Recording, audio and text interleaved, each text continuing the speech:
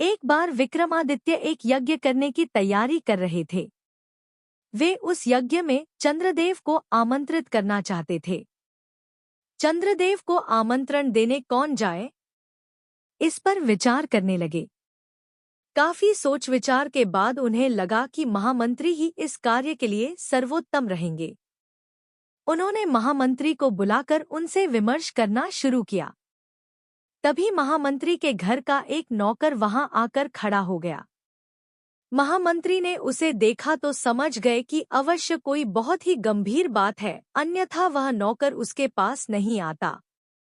उन्होंने राजा से क्षमा मांगी और नौकर से अलग जाकर कुछ पूछा।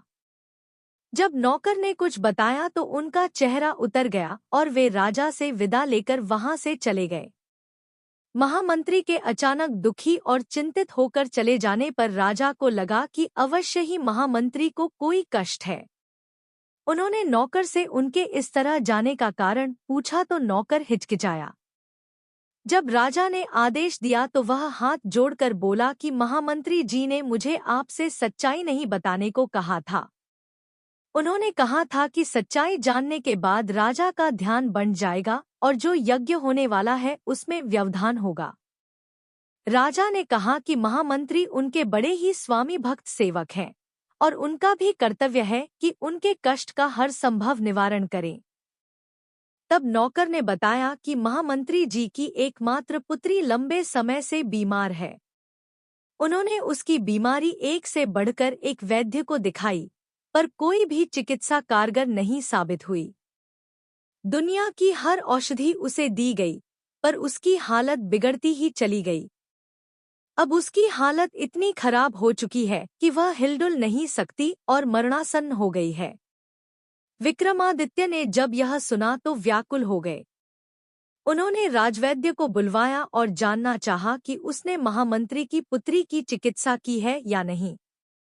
राजवैद्य ने कहा कि उसकी चिकित्सा केवल ख्वांग बूटी से की जा सकती है। दुनिया की अन्य कोई औषधि कारगर नहीं हो सकती। ख्वांग बूटी एक बहुत ही दुर्लभ औषधि है, जिसे ढूंढकर लाने में कई महीने लग जाएंगे। राजा विक्रमादित्य ने यह सुनकर कहा, तुम्हें उस स्थान का पता है जहां यह बूटी मिलती है? राजवैद्य ने बताया कि वह बूटी नील रत्नागिरी की घाटियों में पाई जाती है, लेकिन उस तक पहुंचना बहुत ही कठिन है। रास्ते में भयंकर सांप, बिच्छू तथा हिंसक जानवर भरे पड़े हैं। राजा ने यह सुनकर उससे उस बूटी की पहचान बताने को कहा। राजवैद्य ने बताया कि वह पौधा आधा नीला आधा पीला फूल लिए होता है तथा उसकी पत्तियां लाजवंती के पत्तों की तरह स्पर्श से सकुचा जाती हैं। विक्रम यज्ञ की बात भूलकर ख्वांग बूटी की खोज में जाने का निर्णय कर बैठे। उन्होंने तुरंत काली के दिए गए दोनों बेतालों का स्मरण किया। बेताल उन्हें आनन फानन में नीलरत्नगिरी की ओर ले चले। पहाड़ी पर उन्हें उतारकर बेताल अदृश्य हो गए। राजा घाटियों की ओर बढ़ने लगे। घाटियों में एकदम अंधेरा था। चारों ओर घने जंगल थे। राजा बढ़ते ही रहे। एकाएक उनके कानों में सिंह की दहाड़ पड़ी। वे संभल पाते इसके पहले ही सिंह ने उन पर आक्रमण कर दिया। राजा ने बिजली जैसी फुर्ती दिखाकर खुद को तो बचा लिया, मगर सिंह उनकी एक बाह को घायल करने में कामयाब हो गया। सिंह दोबारा जब उन पर झपटा तो उन्होंने भरपूर प्रहार से उसके प्राण ले लिए। उसे मारकर जब वे आगे बढ़े तो रास्ते पर सैकड़ों विषधर दिखे। विक्रम तनिक भी नहीं घबराए और उन्होंने पत्थरों की वर्षा करके सांपों को रास्ते से हटा दिया। उसके बाद वे आगे की ओर बढ़ चले। रास्ते में एक जगह इन्हें लगा कि वे हवा में तैर रहे हैं। ध्यान से देखने पर उन्हें एक दैत्याकार अजगर दिखा। वे समझ गए कि अजगर उन्हें अपना ग्रास बना रहा है।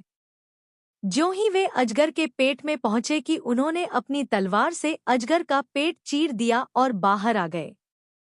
तब तक गर्मी और थकान से उनका बुरा हाल हो गया। अंधेरा भी घिर आया था। उन्होंने एक वृक्ष पर चढ़कर विश्राम किया। ज्यों ही सुबह हुई वे ख्वांग बूटी की खोज में इधर-उधर घूमने लगे। उसकी खोज में इधर उधर भटकते न जाने कब शाम हो गई और अंधेरा छा गया।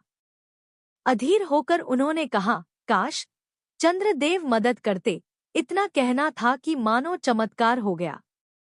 घाटियों में दूध जैसी चांदनी फैल गई। अंधकार न जाने कहाँ गायब हो गया।